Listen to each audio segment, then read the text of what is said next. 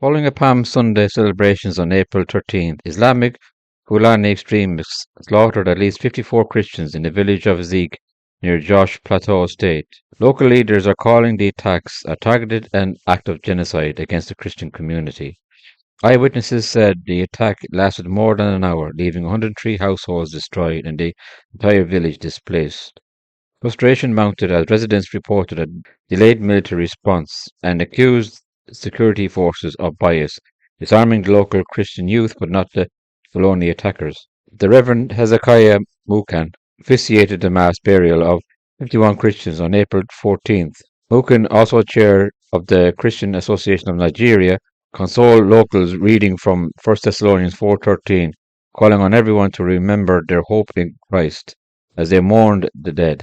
The three other known victims received separate Christian burials. Pastor Isaku Matthew Kaur, a local Baptist pastor, lost 10 members of his congregation and described seeing the attackers, some speaking both English and Fulani, using phrases like kill and let's go. The pastor, who narrowly escaped with his family, called the violence genocide and questioned the government's failure to disarm Fulani militias, while locals remained defenseless.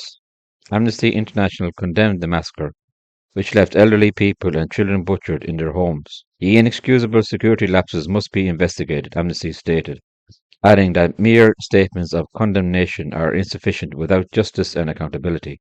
From December 2023 to February 2024, more than 1,300 people were killed in Plateau State alone, including more than 500 women and 260 children. Nearly 30,000 people have been displaced.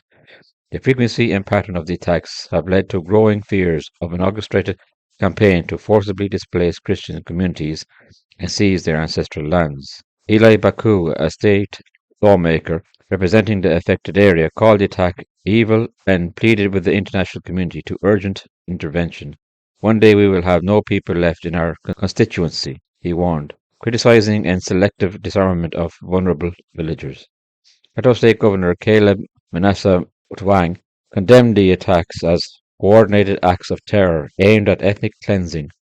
In a state broadcast on April 14th, he stated, "We are witnessing not a mere herder-farmer clashes, but a calculated campaign of genocide." He pledged full support for the victims, announcing free medical treatment for the wounded, deployment of more troops, and provision of emergency relief supplies. The governors also met with top federal security officials, including Nigeria's President and Chief of Defense Staff, to demand urgent intervention.